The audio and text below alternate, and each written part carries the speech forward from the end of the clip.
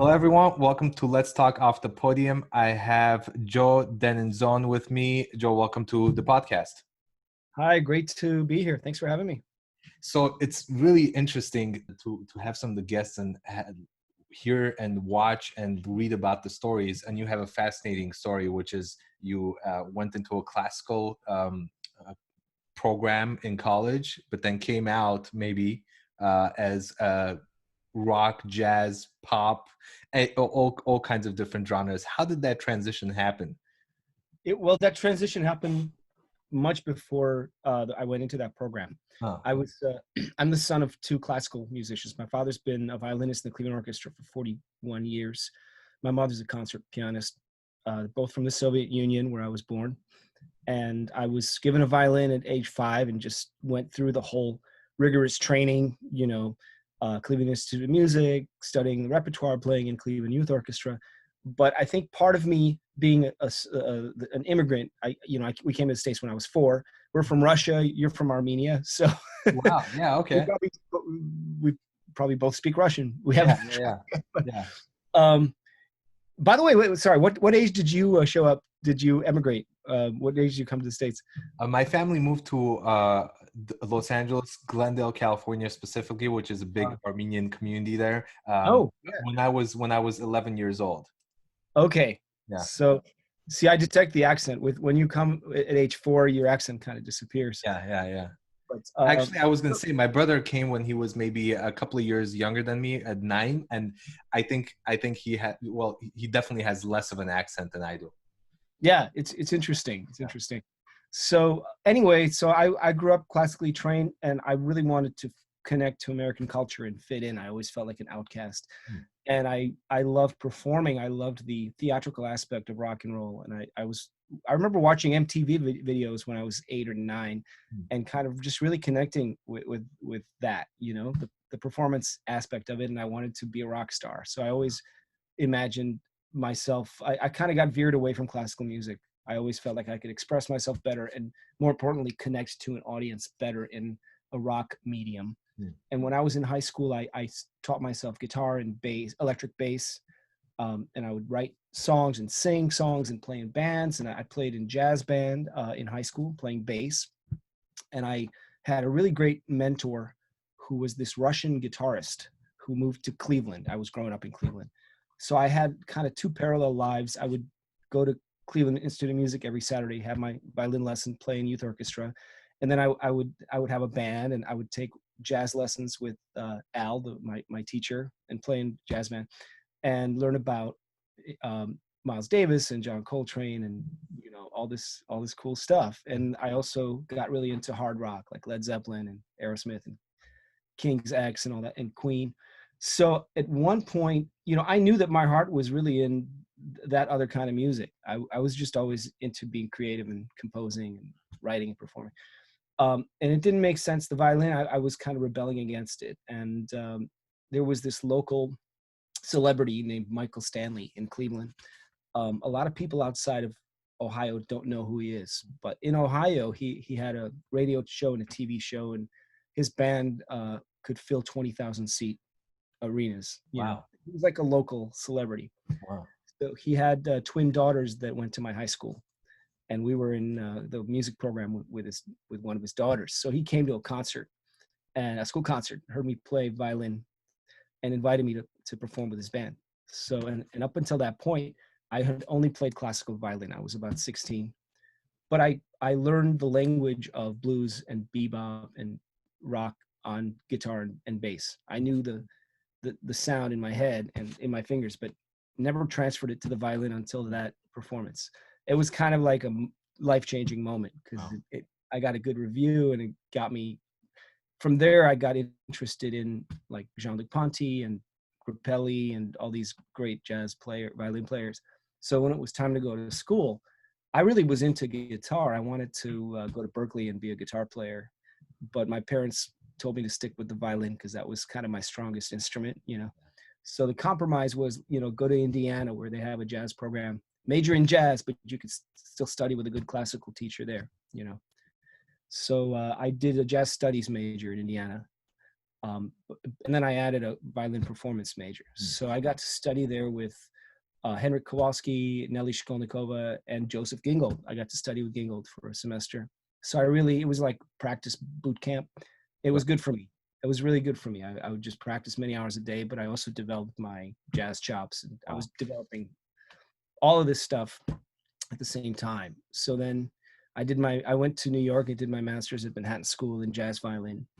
And I always knew that I wanted to, and I bought an electric violin around that time because it made logical sense. You know, I also got into Jerry Goodman, Mahavishnu Orchestra, Frank Zappa, early 70s stuff with a lot of really influential electric violin players that I came to know.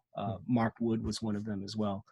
So I'm like, this is what I'm meant to do, because this is the music I love, and this is the instrument I've been playing all my life, you know. And I'm hearing a certain sound in my head that I haven't really heard anyone do yet. So I think I can kind of carve my own path on it, you know. And you have, and I was going to say, if you went to Berkeley and did guitar, you would have maybe you know, talented people find a way in any instrument, obviously, but and creative people, but you know, maybe you would have just been another guitar player, but now you really have your own unique style, your unique voice and music, which is fantastic. You mentioned Grappelli, who's a jazz violinist, and I thought of Mark OConnor, who was who has been on my podcast just a couple of weeks ago. One of my heroes. Yeah. So, and I saw that you've worked with him, with Mark OConnor on his on his music camp. How was that experience? Yeah, you know, I was in 2010. Mark asked me to fill in for Tracy Silverman, because his camp, you know, he has the rock teachers, classical teachers, jazz teachers, a lot of different fiddle styles, you know. So I was the rock guy for that year, and that kind of got me into doing more clinics and master classes. And from there, I started working at Mark Wood's camp, where I've stayed for the last 10 years. But that was a really cool experience, and I met a lot of great colleagues and friends, and I love teaching. That's one of my favorite things to do. And I've stayed in touch with Mark. I always see him at the ASTA conference every year. We were just jamming there last month before the pandemic hit. That was like the last big trip that I was able to take. So I have deep admiration for him and his career, you know, his playing. Yeah, he was a very interesting person to talk to on the podcast as well. So, you know, going to something recent, Frame by Frame, tell me a little bit about that. Well, that's our latest single. Well, basically, you know, I have this band called Stratospheerius, for those who don't know. I've had it for, God, now almost 20 years. It was just my brainchild. It was my vehicle to explore the violin and to explore songwriting and make the kind of music I wanted to make, you know. We've put out 7 albums. We're working on our next one, and we're putting out singles every few months. So occasionally we'll reinterpret a song. This was a cover song by King Crimson that came out in 1981 on their Discipline album. And it was originally written and sung by Adrian Belew, who's a brilliant genius guitarist and singer. And his voice is in the same range as mine, and the song always kind of spoke to me. And we just started playing it live over the last year, and it really suited us. So we're like, hey, why not? Let's record it. That's pretty much how it came together. But I kind of put a lot more violin into it than was ever there. And you know, there's 2 guitarists in the band, and of course Robert Fripp, the founder of King Crimson, does the fast ostinato part. So I thought that's a very violinistic part to play. I'm going to replace it with the electric violin. Wow. I should add that the violin I play, for your listeners, is a 7-string fretted Viper electric violin made by Mark Wood. Wow. That's amazing.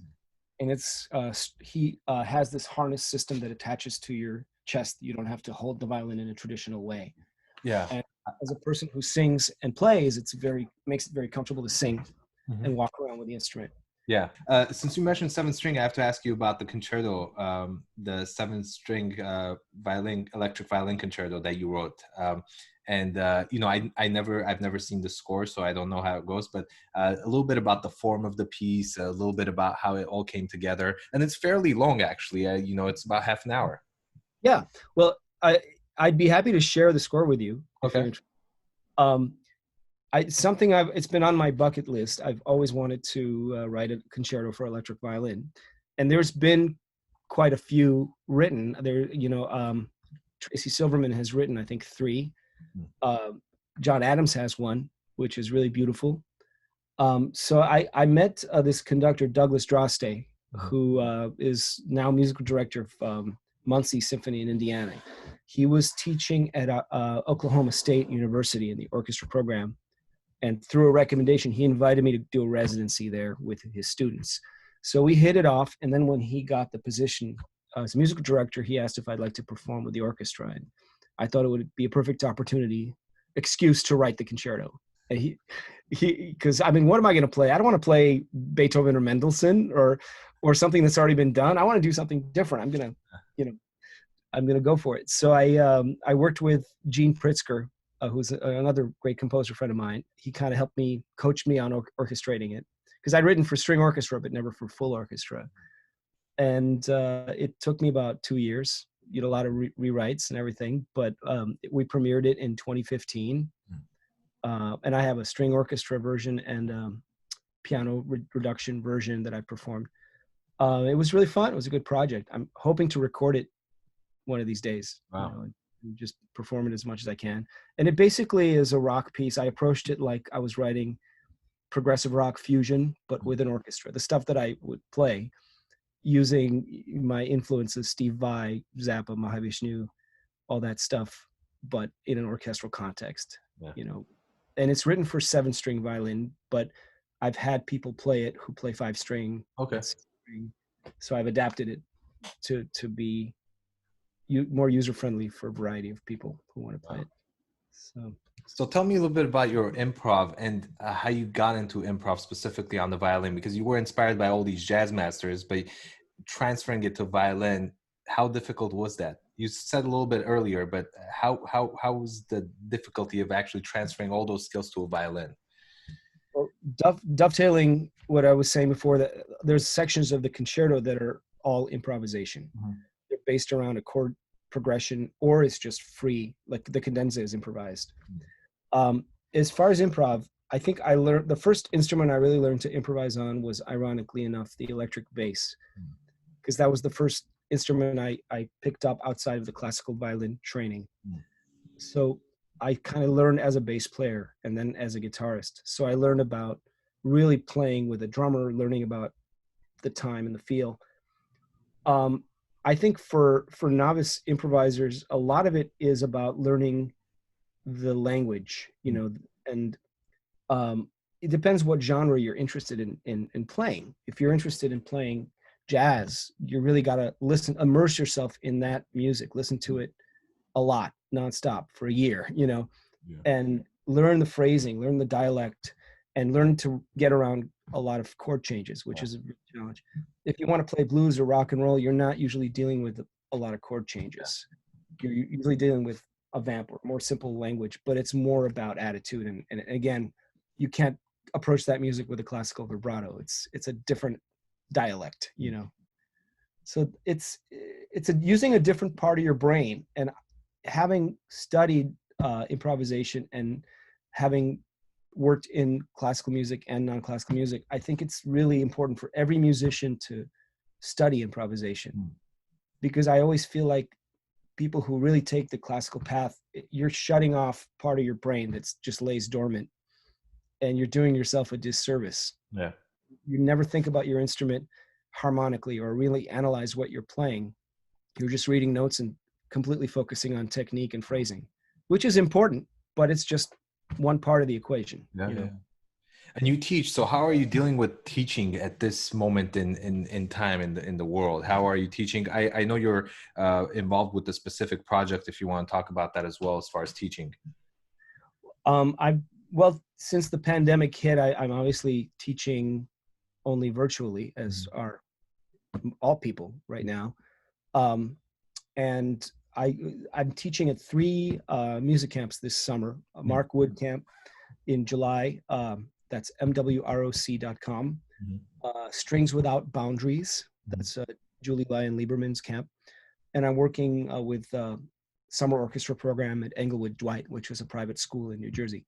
Hmm. So all of those camps have adjusted to virtual teaching. The way they're doing it, they're still trying to figure it out. But one of the camps is having us pre-record our classes and then giving people assignments to give us projects to put together. You know, another one is having me just do a presentation in real time, like Google Meet, and everyone just observe it. It's interesting. Everyone's adapting. And again, I'm also working with stringmasters.com, which is a great website for private teaching. So I really recommend people check it out. They have a really cool platform where you could see, you have split screen. You could see the teacher and the student at the same time. You can share music in real time and mark it on the screen, and everything is saved, both the teacher and student. And it's much more high def than FaceTime or Zoom or Skype. So it's kind of a revolutionary technology. And they have members of the San Francisco Symphony, Turtle Island String Quartet, like really high profile players on that website. So, you know, stringmasters.com, check it out. Yeah. And that's why I brought it up, is because I saw the announcement on your social media. Yeah. Sorry, if I'm rambling, just stop me. Oh, no worries. No, I love this. I love this. I love when people just go off and talk. I want to go back a little bit, since you mentioned Russia. I want to go back and really get your parents' perspective on this career path that you chose, because you know, some parents are already upset or frustrated with kids that might go into the classical music world. Some parents are very supportive, obviously, but in your case, parents who are, you know, just great at what they do in the classical world, now you take a path that they might not be familiar with. How did they react? And I really want to get their perspective on this from you, obviously. You know, my parents are very stoic. The expression, they sometimes, you know what they're thinking, they don't even have to say it. You know, other times you don't even know what they're thinking. But, you know, my dad later confessed to me he couldn't fight me on it. He was always very supportive growing up, but he secretly wished that I would come to my senses and thinking maybe going to IU would do it, become a classical musician. But he's proud of, my parents are proud of what I've accomplished, and they're very supportive. And they also think that being strictly playing in an orchestra, that a lot of people get depressed and miserable. They don't feel appreciated, even if the money is good. I mean, I'm married to an orchestral musician, so I hear the same complaints from her that I heard from my father. There's a lot of great things about that job, and there's also a lot of, as an artist, you want people to appreciate you. You want to express yourself and have your own voice. And in an orchestra, it's easy to just become a number, just, you know, a soldier. You have to have that room to express yourself. And I always kind of took a lot of value in that for myself. I felt like I had a lot to say, and I didn't want to be stifled. So that was kind of, and also you just, you know, you can't explain it. We're all drawn to something. We're all drawn to what we love, and there's no rhyme or reason to it. You know, you're drawn to being a conductor, and I was drawn to this. It just kind of spoke to me, you know, from an early age. And like, why do you choose a flute? You just love the way it sounds. It just speaks to your heart, you know? And I think I know a lot of people who are miserable doing what they don't want to be doing and spend their whole life doing that. You know, life is too short to be doing what makes you unhappy. You know? That's a good lesson. And sometimes it's so tough, because I think about this all the time. People, you know, get comfortable, and also the pay is good. Also, you have a family, so risking things gets tougher. So it's not easy, you know. It could get difficult. Yeah, and that's risk is a big factor. I think a lot of musicians now, especially, you know, musicians I went to school with who were jazz majors or were, you know, rock guys, they're hand in hand. You have to be an entrepreneur. You have to make your own opportunities. People who go on the path of, you know, I'm going to take auditions and get the job or not get the job, and that's it. They don't get that entrepreneurial training.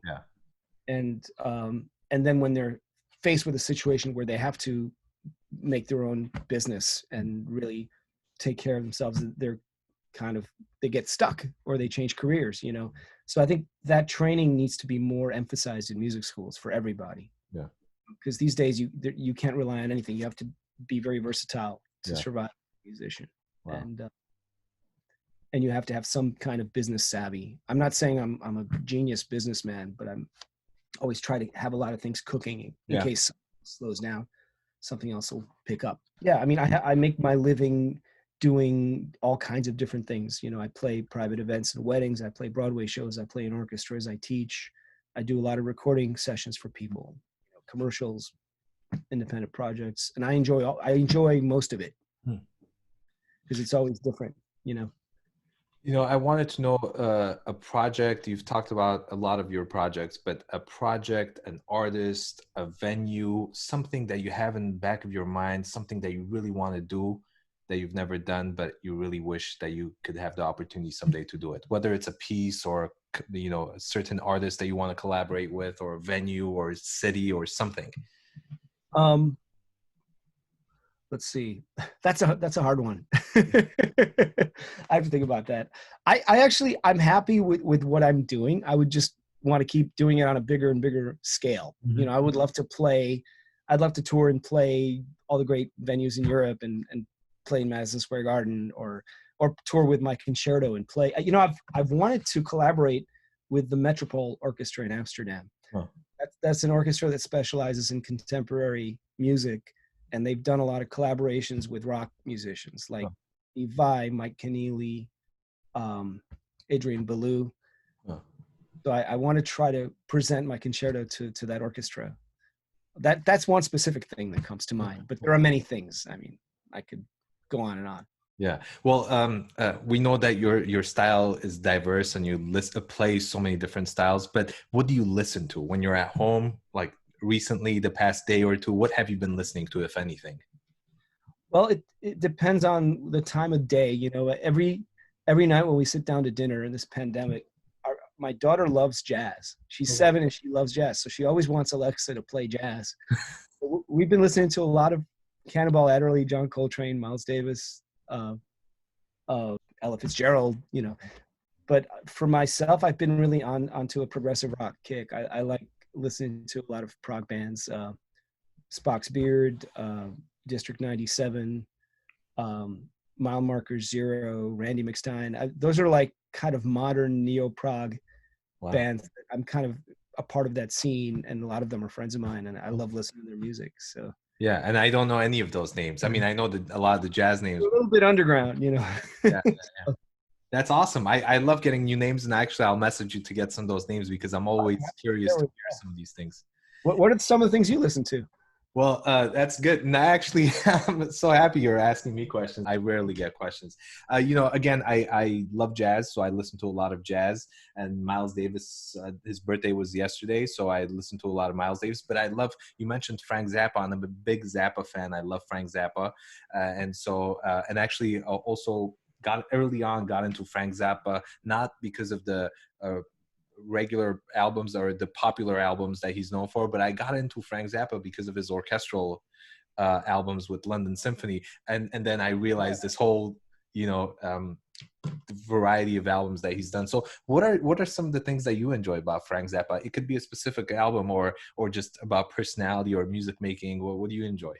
Well, first of all, I want to say, it's a shame that not many orchestras play his music. Yeah. There's a lot of, his son is touring, playing his music to preserve the legacy, but I wish more the classical community would recognize his genius more and celebrate his music. Yeah. One of the elements of his music, a lot of people don't even know, unless you're a diehard fan, is he has these little leitmotifs. He'll have a theme for hippies, for example, and anytime there's a mention of hippies, it'll be like this open D major chord. Mm. And throughout the years, all his releases, you could trace these little subtle things that he'll drop that, he might have started for the first time in 1966, listen to an album from 1986 and he'll drop it in. Yeah. And it's clever. It's really intricate, Or he would do innovative things like he would take a live performance and take the bass line from that performance and mix it with a drum part from another performance in another year, even playing a different song, and create chants music that way, Yeah, and yeah, a yeah. third element like a guitar, and it would sort of make sense. It wouldn't sound like a cacophony. Yeah. Or he would speed up or slow down tracks, just really creative ideas, you know. And there's a lot of things, but those are just a few of the things that come to mind. I love you know, meeting people who are fellow Zappa fans, because I've had someone else who's James Gardner. He's from New Zealand. He does a radio show there, and he's also a composer. Lives in New Zealand. He's from England, and I've had him on a couple of times. And actually, there are very few guests that I've had a couple of times, and he's one of them. And a second time I had him on, it was just about Zappa, and we talked about Zappa and hung out. I should have you on just for Zappa one of these That'd days. be fun. For hours and hours. Well, you've collaborated with so many great artists. I don't want to say specific names and put you on the spot, but what are some memorable collaborations that you've done as part of a band or sideman for some of these great artists? Well, recently I've been playing with Renaissance, which is a great British band from the 70s. They just celebrated 50th anniversary. I don't want to say original member because she wasn't on the first album, but she's been in the band for like 49 years. Annie Haslam is the lead singer, and sometimes they tour with a small chamber orchestra. So to play that music is really a blast, you know. And my quartet, Sweet Plantain, is the string section, my string quartet. And they're putting out a second DVD that we're on right now. They're finishing it. And then last year I did a really cool project with a guy named Dave Kersner. He's a keyboard player who lives in Miami. He's a producer.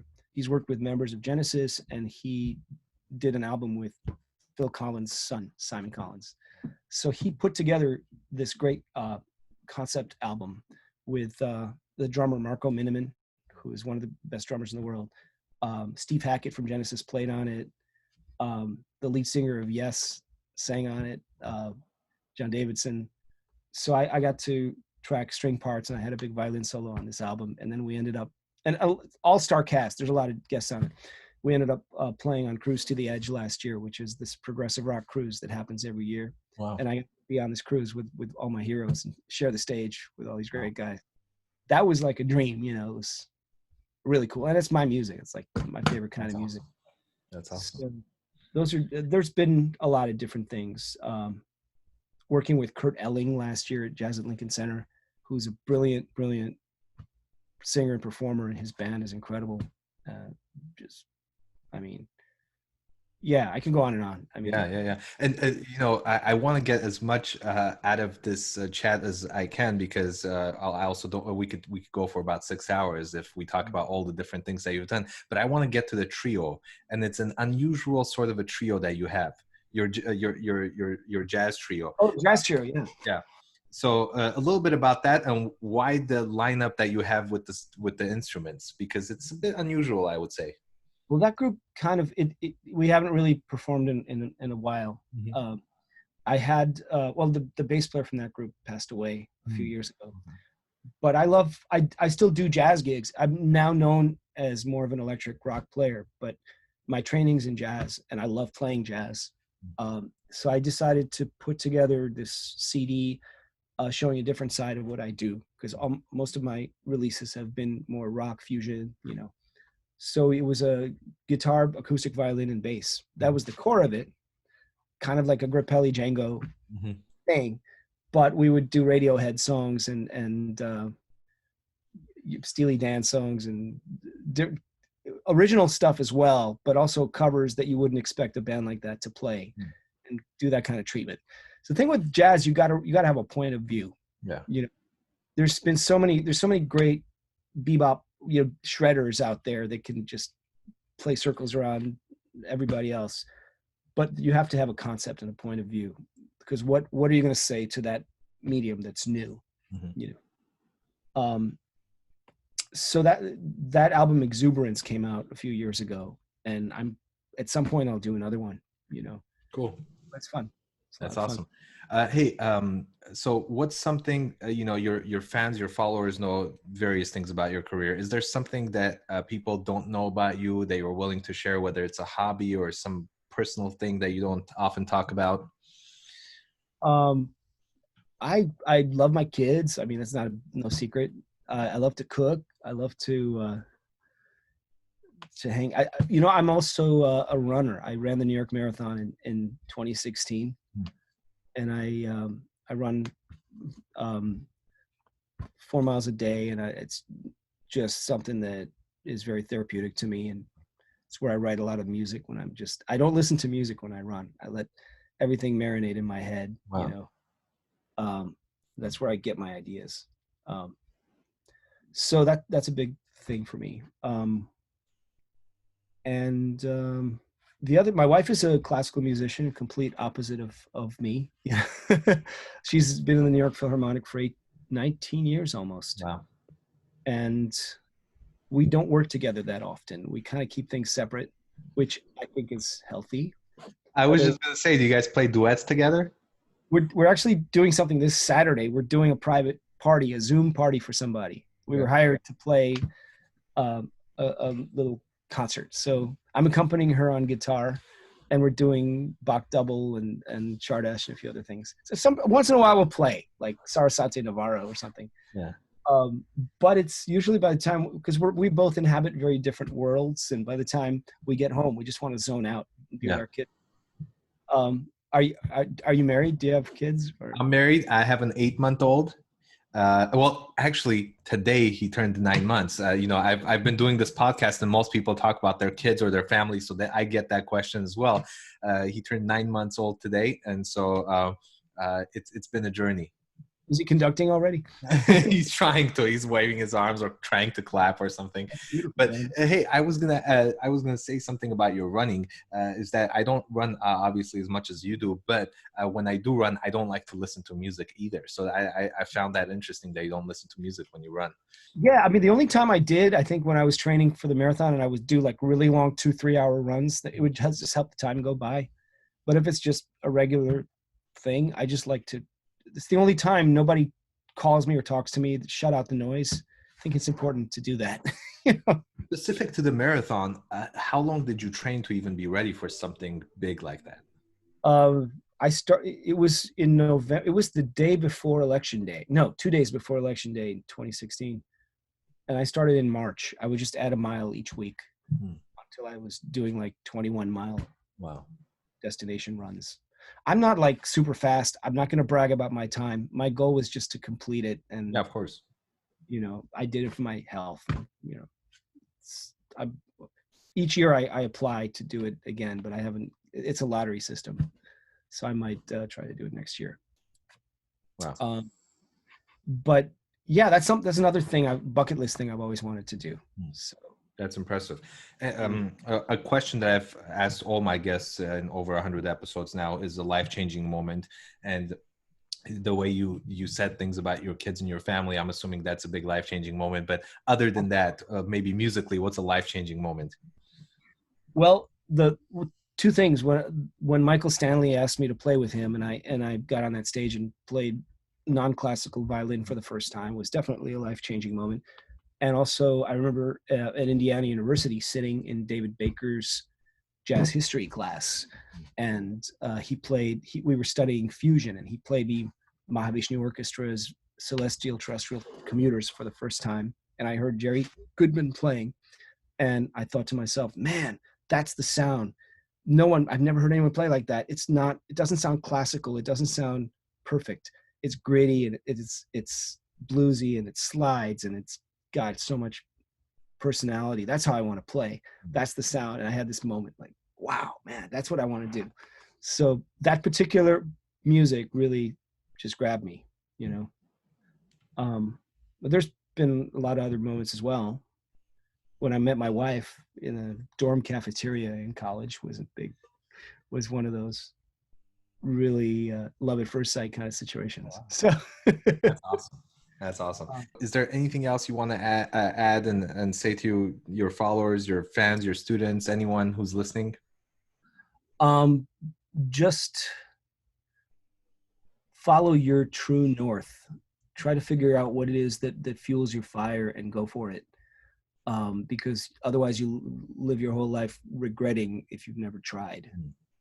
At least, and also if you're really passionate about something, you'll find a way to make money at it. There's always a way.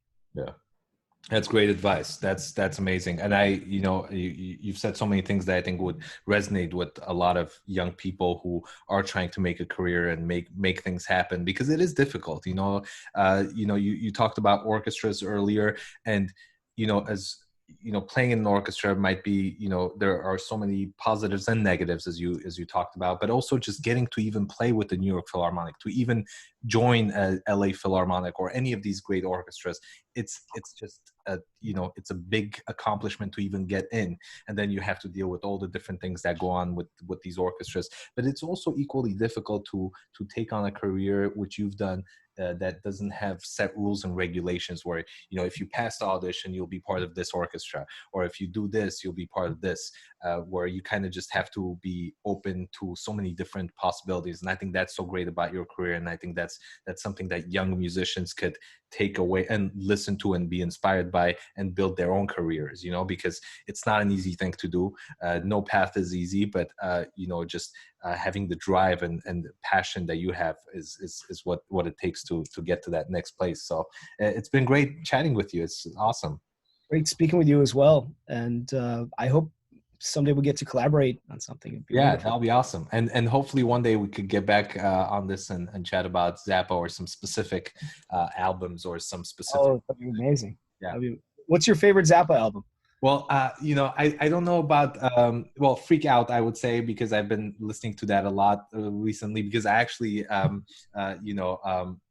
I sometimes get stuck with albums. I don't like changing it. So sometimes I just put on an album and then it just stays there. Yeah, I'm the same. But for me, the big album has always been the London Symphony recordings, which I know he didn't really like so much, but I still like it a lot, because I just that's my first introduction to Zappa. So I love those albums. So that one was recorded a weird way, because they overdubbed each instrument. It wasn't like a room mic, so it's a different way to do it, and a lot of classical critics didn't like that, but whatever. Yeah, I definitely have to. I have some hardcore followers that follow the podcast, and quite a few of them are really big Zappa fans. I know personally, so they'll be excited if I ever get you back on to talk about Zappa. So we should do it. Up to. Hey, all right. Thanks so much. Have a beautiful day. You too. Take care. Thanks for listening to Let's Talk Off the Podium. If you enjoyed this episode, please comment, share, and subscribe. Stay tuned for the next episode.